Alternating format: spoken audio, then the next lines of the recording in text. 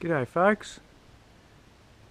Well, we're back into some really nice weather again. Topping around 30 degrees through the day. It's fantastic. A couple of weeks ago we had snow on the mountains and it was freezing. I had the fire going. First week of summer. It's crazy. But it seems to have settled down a little bit. I think it's going to dry out though. We had a bit of rain a week ago, but they're not forecasting any for a little bit now, so we tend to get a dry summer in Tasmania. We get a lot of our wet sort of weather through the winter months, but summer can be quite dry, which is normal. I did a little bit of painting, guys, on the concrete. Finally got it all finished and I'm very happy with it. Came up very nice. Yeah, it's a big job, 35 litres. Paint, 2 coats, rolled it on and brushed all around the edges, and yeah, it was a big job, but it's really nice. I'm really happy with it. Very happy with it. Goes right around to the deck. It's fantastic. Well, let's go for a walk over to the shed, and I've got another little project that I'm actually going to start again. Well, it's my old engine block actually. I'm taking it into the machine shop tomorrow and we're going to get it sorted. This is my 355 stroker crank, and we're going to get this one up and running again in the next few months. So I'm hoping we can lineage the crank. That's my plan. If it's too far gone, we've got to sort of weigh it up. They're around $800 to $900 for a replacement crank. But look, I'll keep you really in the loop on this one, because it'll be another interesting little sort of put back together again. But I'll go into depth with it a bit more. On that other vid where I said I was going to do oiling mods, I sort of lost the plot a little bit, because I'm always thinking normally aspirated, you know, something that's sort of revving up around 7,500 revs. Realistically, we run a very small camshaft in this, and we're not really revving the thing that hard. So I really feel it's not warranted for the priority oiling mod inside. I've had great success. I've had no issues with it. So I thought, look, I'm not going to bother with it, to be honest. I'm making all the power from around 3,000 to 6,000, and it's just unbelievable, you know, with the turbo. So I'm not having to wring its neck. That's what I'm sort of getting at. Now, this is what I'm going to do to this engine, because I had a lot of thrust issue on it. Not that sort of next time we're going to encounter that, but I want to be prepared, and I've been thinking about it, and I've actually been talking to David Gray, which is the part owner of the machine shop, and he knows what I'm on about, and we're actually going to run a Torrington style front bearing in the front cap. It's a bearing you machine into the cap to stop your thrust and stop putting extra thrust on the rear of the crank. So yeah, it's just something I want to do. I think it'll be well worth it, even if I do get that, because the torque from the stroker is unbelievable. Like, compared to the 308, the torque of those 50 odd extra cubes is unbelievable. Like, it just ramps so strong, and that was only on 7 pound, guys. If I take this to sort of 14 pound, it's going to be very, very aggressive. So this is why I'm sort of keen on this sort of mod.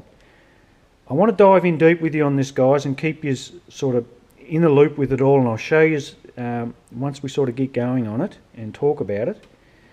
But it's one of the mods I want to sort of do to this short motor, and I'm going to put a slightly bigger camshaft in it. The one that's in the 308 now is a 224 at 50 thou inlet and a 224 at 50 thou exhaust with a 112 lobe separation and 496 lift.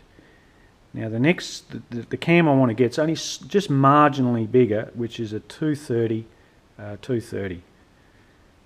I think it's 510 thou lift. It's a crane cam. I could be wrong in the lift. It's around the 500 department.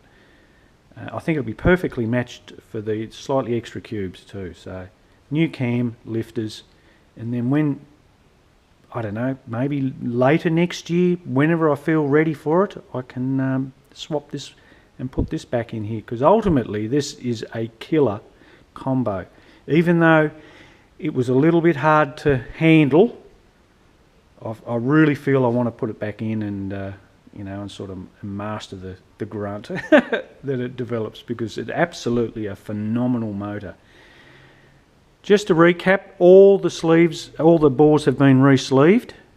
So with 30 thou up, and we're running the Scat cast crank, which is the 355 stroker crank, and we've got the I think they're H-beam rods, a Scat rod, and an SRP forged piston. So all being balanced, and yes, and we'll run the girdle back again with the studded main caps, all that sort of trickery. And I'm actually going to get another oil pump, because I sort of want to keep that other motor pretty much complete, like camshaft, pump in, all that sort of jazz. And then I'll mod another new pump, and I'll go into detail again on that and show you guys how that sort of works. Alright, well, it's just a little update on all my little progress. Doing the wall over Christmas, like I said, I'm going to start on that. Yeah, look, very keen, very keen. Still playing around with the trailer a little bit, guys. Sort of just doing the finishing touches on it. And sort of, yeah, just really wanting to finish it off, but we're getting there on that one. I've taken my water methanol control box back over to Melbourne, where I purchased it from VPW.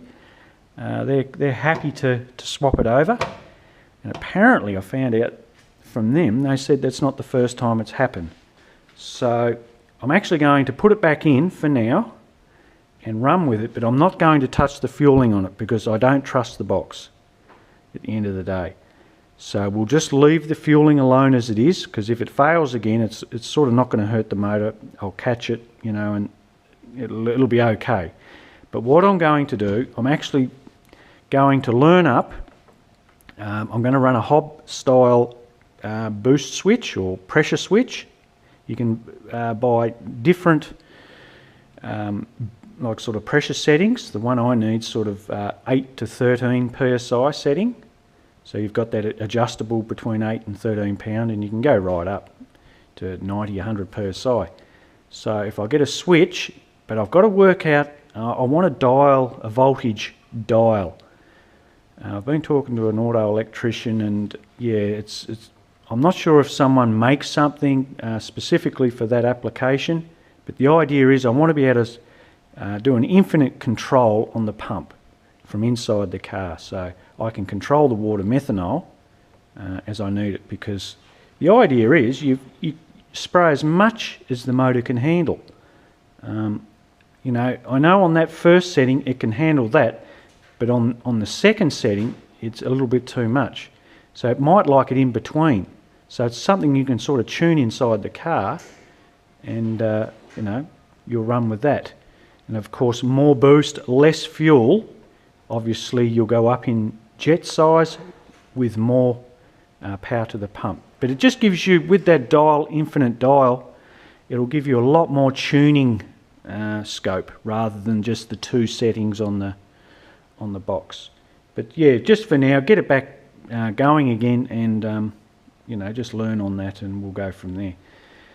Yes, so looks like I'll be heading down to Baskerville, guys, in February. The Hobart Sporting Car Club are holding a time attack. I think it's in February the 11th.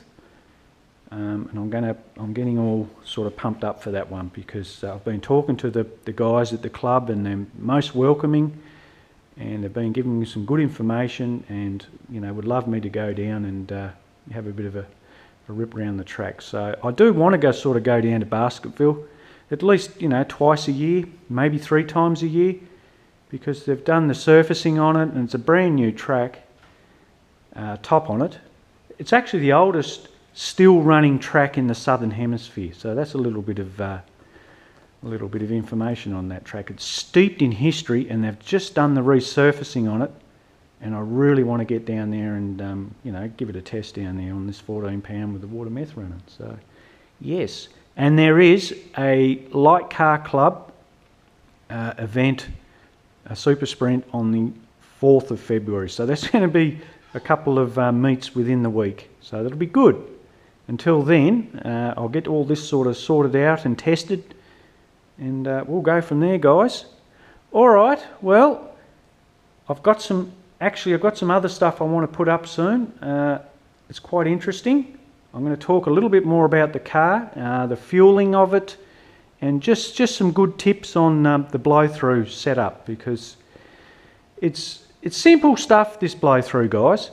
It's not technical stuff, but it's sort of stuff that if you do it right, oh my God, you can have some success with this old school stuff. There's just no doubt about it. Alright guys, enough of my waffling on. I'll put one up soon. Catch yous later.